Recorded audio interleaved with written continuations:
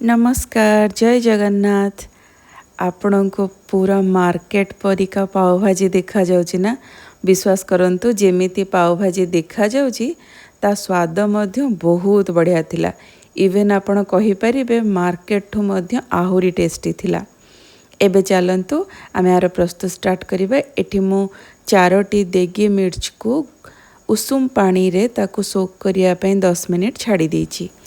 एबे आमे कौन करिबा भाजी बनेबा पई मु एठी किछि फूलकोबीर पाखुड़ा, 2टी मीडियम साइज आलू, 2टी छोट गाजर, गोटे पियाज और गोटे बीट को मीडियम साइज रे काटी नेछि। देखंतु एई साइज रे आपण काटिबे। आपण एठी चेष्टा करिबे फ्रेश बीट नबा पई, कारण फ्रेश बीट रो भाजी रे कलरटा बहुत बढ़िया आसे। आमको आउ कौनसी आर्टिफिशियल कलर भाजी रे व्यवहार करने को पड़े ना, से फ्रेश बीट ही नेबे। तापर मु कौन करछि गोटे जो पियाज आमे काटिकी चोपा छड़े की रखिथिले ताकू मु चुन चुन करी काटी नेछि। गोटे बड़ कैप्सिकम, 3टी मीडियम साइज टमाटो, किछि धनिया पत्र और 5टी कंचा लंका को मु चुन चुन करी काटी नेछि। आपण जेतिके राग खाउथिबे से अनुसार कंचा लंकार व्यवहार करिवे। एठी जेहेतु मु मीडियम राग करिछि तो सेतिपई मु एतिकी कंचा लंका नेछि। आपण चाहिले चॉपर सहाय्य रे भी चॉपिंग करि परिबे। मु हाथ रे काटिछि। हमर एठी जो भाजी पई कटाकटी सब रेडी। एबे आमे कोन करिबा भाजी को प्रेशर कुकर रे बनेबा। एठी मु प्रेशर कुकर गरम होला परे किछि बटर आउ किछि गोटे चमच रिफाइंड तेल को देछि। तेल गरम होला परे प्रथमे पियाज और फूलकोबी को मु 20 सेकेंड पर्यंत एमती घांटी नेछि। तापरे सेतिरे बड़का बड़ बड़ साइज काटी रखिथिबा जो परिबा आमे मीडियम साइज रो काटी थिले ताकू एथिरे पके दबा। परिबा पके सरला परे आमे सेतिरे स्वाद अनुसार लूण और गोटे बड़ चमच पाव भाजी मसला को दे दबा। आ भल से मसला को देकी एमिति गुळेई नेबे। पाव भाजी मसला मार्केट रे आराम से मिले। तापरे गोटे कप नॉर्मल पानी को मु सेथिरे पकेछि। पानी दे सारला परे एठी मु फ्रोजेन मटर व्यवहार करिछि। जेहेतु मो पाखरे ग्रीन मटर नथिला, फ्रोजेन मटर देकी ताकू 4 ରୁ 5टा विसिल मारला पर्यंत मु सिजेबा पई छाड़ी देबी। वर्तमान आमे जो भिजे की रखितिले सुखिला लंका ताकू गोटे ग्राइंडर जार नै जिबा। 15 ରୁ 20 कोलो रसुण, छोटो चामच जीरा एवं फाळे लेंबू रस को सेथिरे देकी तार गोटे चिकन पेस्ट बनेबा। देखंतु एठी मु ग्राइंड करूची। आपण देखिबे जो स्ट्रीट रे जो टेस्ट आसे कलर आसे एई मसला पई। तो देखंतु कलर मध्य केते सुंदर देखा जाउची। एई मसला को आपण चाउमिन रे भी व्यवहार करि परिबे।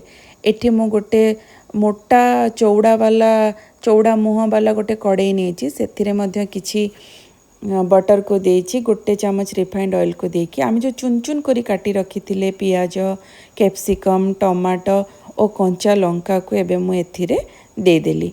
तापरे एथिरे मु गोटे चमच धनिया पाउडर देछि। आ स्वाद अनुसार छोटो चमच काश्मीरी चिली पाउडर आउ जो पेस्ट करिकी रखिथिले लंका और रसुणर ताकू एथिरे मु 4 बड़ चमच को पकेछि, जोथिरे कि पाव भाजी रो टेस्ट पूरा स्ट्रीट स्टाइल परी आसे। एबे आमे कौन करिबा पाव भाजी मसला रो गोटे आउ हाफ चमच बड़ चमच रो हाफ चमच को सेथिरे दे ताकू भल से गुळेई नबा।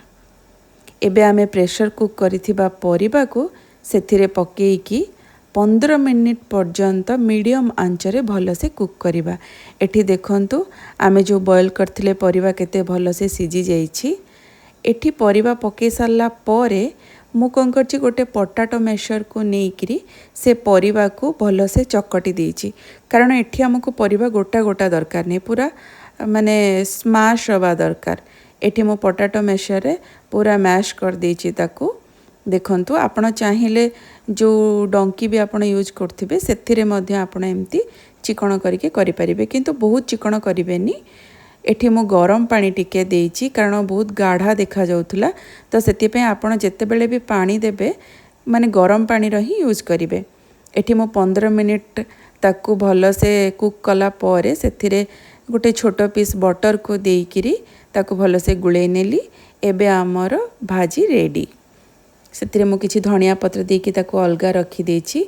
एबे मु गोटे पैन रे किछि बटर आउ सेई रसुण लंकार पेस्ट आउ कसुरी मेथी को देकी तापरे जो पाव रे मु बटर लगे थी ताकू भलसे से पकईकी दुई पट को भलसे सेकी नेबी।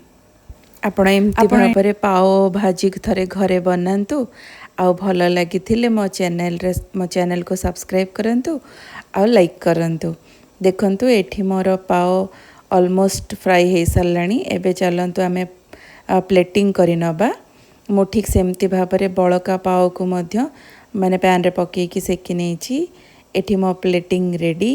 आपण जेते बेले भाजी प्लेटिंग करिया को स्टार्ट करेंगे सेते बेले सेथिरे किछि लेंबू रस को चिपुड़ी देबे कारण भाजीर टिके खट्टा टेस्टा भल लगे। एठी आपण पाव भाजी सांगरे पियाज को टिके चुन चुन करी काटी नेबे। आपण देखिबे पियाज सांगरे पाव भाजीर माने कॉम्बिनेशन बहुत भल लगे।